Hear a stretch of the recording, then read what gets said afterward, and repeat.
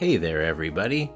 I'm the Son of the Morning, and you are watching Ye Olde Comic-Con Modern Reviews.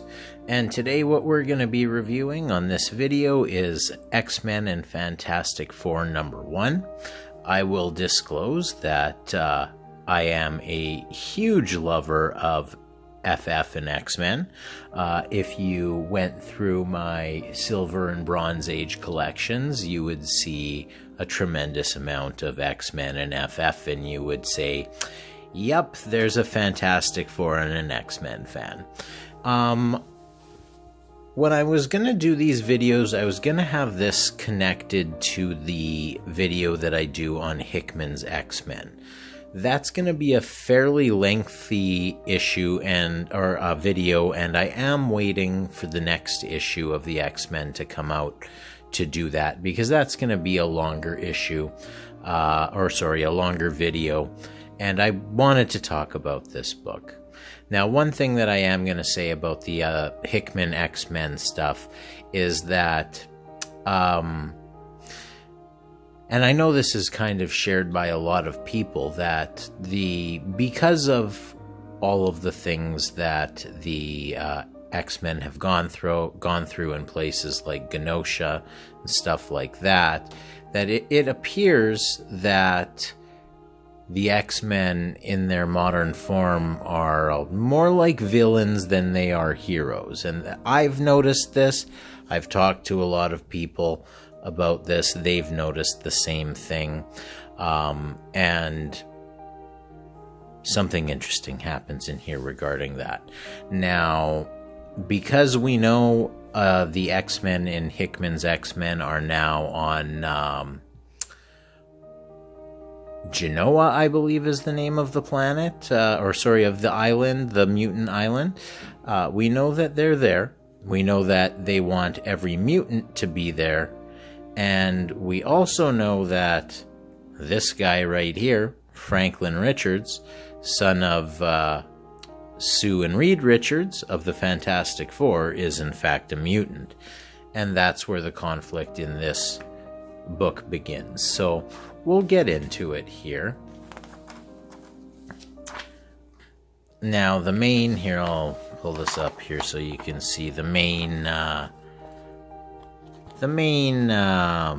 mutants involved in this issue are Bishop, Pyro, Cuckoos, Kid Omega, Iceman, Kitty Pryde, Storm, Professor Xavier, Wolverine, and Magneto, as well the four fearless friends, which are Mr. Fantastic, Reed Richards, Sue Storm, the Invisible Woman, Johnny Storm, the Human Torch, Ben Grimm, the Thing, and Franklin Richards and Valeria Richards, the children of Reed and Sue.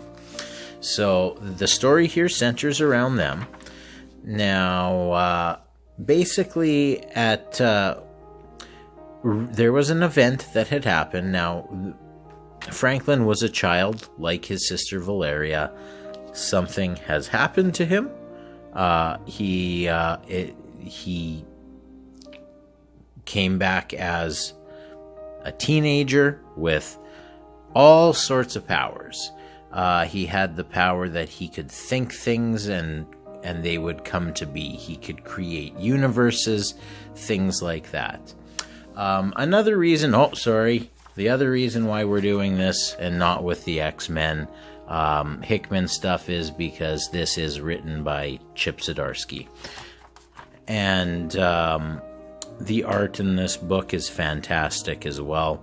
I really like the art in the X-Men Hickman stuff. It's got a lot of bright colors. This has got a little bit of that, but it's got a little bit more of a more natural flair to it. The story is called The Impossible Boy, The World Has Changed. Now, they're hatching a plan here on Krakoa go and claim Franklin Richards. Now, the reason why they want to do this is because they feel that all mutants should be on Krakoa. So they put together the team to go and confront the Richards clan. Now, we won't get into too much about this stuff here. Of course, Wolverine has just received his shipment of Canadian beer. I'm a Canadian. I like that. I like seeing that. As we get back over here, we'll see that Reed Richards is trying to cure his son of this issue that he has started to lose his power. Ever since he came back from his missing time, he can still use his power, but it's draining faster and faster. Reed is looking for a way to try to make his power remain. He's been so far unsuccessful.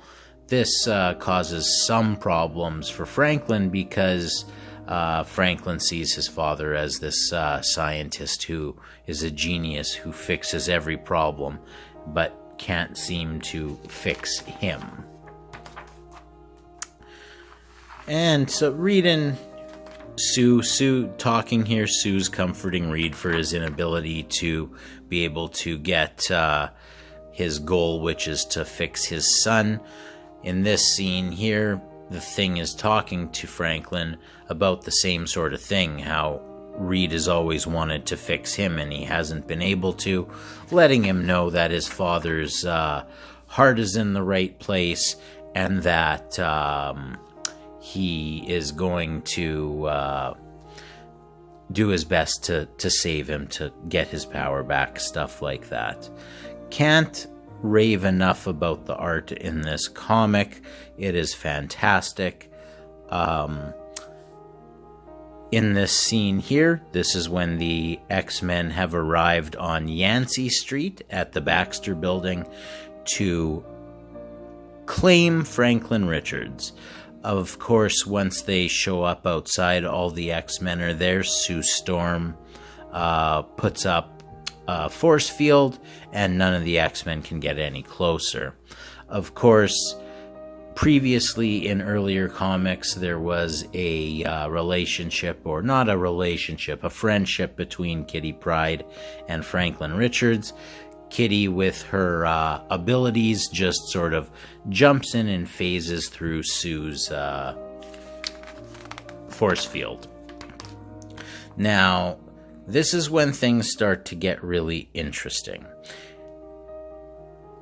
Magneto, Xavier, Sue, and Reed are arguing about where Franklin belongs. He is a mutant, so he belongs on Krakoa according to the mutants. He's part of the Fantastic Four, so he belongs in the Baxter Building according to Reed and Sue. Now, I love this particular shot here where Magneto, who is one of the most powerful mutants around, she just forms a force field around his body and tosses him up in the air. You gotta love that. Now, here is where we get into are the X-Men the good guys or are the X-Men the bad guys? The conversation here on the bottom panel between Xavier and Reed says that, he wants Sue to let Magneto go, or, I'll quote, "or I will make you release him." Reed's response is, "Don't you dare, Charles. We handle this with discussion, not your mental violence." Very, very harsh words coming from a very, very smart, accomplished man to another very, very smart, accomplished man. So we flip around some more. There's just a lot more arguing here about what's the right thing. Thing and Storm talk about it. Thing wants to know if Storm thinks that this is okay, and she thinks that it's something that has to happen. So what that does tell you is that although there is definitely some antagonism going on here, there is still friendships between some of these people. Then Kitty takes Franklin for a ride. They go and they escape. Now, I don't want to get into too much of this stuff, but I will say, take a look at this art right here. Wolverine, Bishop, Storm, Iceman, they all look awesome in this picture. Now, we'll just keep moving forward as the X-Men and the Fantastic Four are basically battling here to decide what Franklin's future is going to hold. Now, ultimately, what ends up happening is Franklin runs away with Valeria and Kitty Pryde, hiding out in Kitty Pryde's boat because for whatever reason, Kitty Pryde can't go through the Krakoa gates for some reason. I don't know if they've explained that fully yet or not, but nevertheless, where we are right now, Franklin's in his room with Valeria. He's kind of angry because he's a teenager. He's got angst. He wants to do what he wants to do, and his parents aren't exactly listening to them. So, like I mentioned, they stow away on Kitty Pryde's ship so they can go to Krakoa. Of course, Valeria not being a mutant, that could cause some problems when they get there, although we don't know that yet. Of course, as they are approaching Krakoa, Franklin Richards, now being away from the protection of his father, uncle, and mother, and big Rocky friend, Dr. Doom attacks Kitty Pryde's vessel. Another fantastic drawing of Dr. Doom there. I can't say enough how great the art in this book is. And, of course, you see Franklin and Valeria looking up in... they're kind of scared because over the years I'm sure they've had quite a bit of encounters with Dr. Doom because of their famous family. And this leaves us with a cliffhanger as to what's going to happen next. Are they going to make it to Krakoa? Is Doom going to kidnap them? What's going to happen here? I know I didn't share too many story details for this one, but February 26th isn't too far away to wait for the next one. So I just wanted to flip back to the front here to say, or actually, let's go back to that one scene there where they are fighting with the X-Men. I just quickly want to go over some of that stuff there. Where did it go? Whatever the case may be, in the scene when Sue is fighting Magneto and Reed and Xavier are having their battle of the wits, you kind of get the feeling, I mean, and here we are, we're reading between the lines here, but when Reed says, when Xavier says, "Release Eric, or I will make you release him," and Reed's response is, "Don't you dare, Charles. We'll handle this with discussion, not with your mental violations." I said violence before, I meant violations. So basically what Reed is saying here is that he does not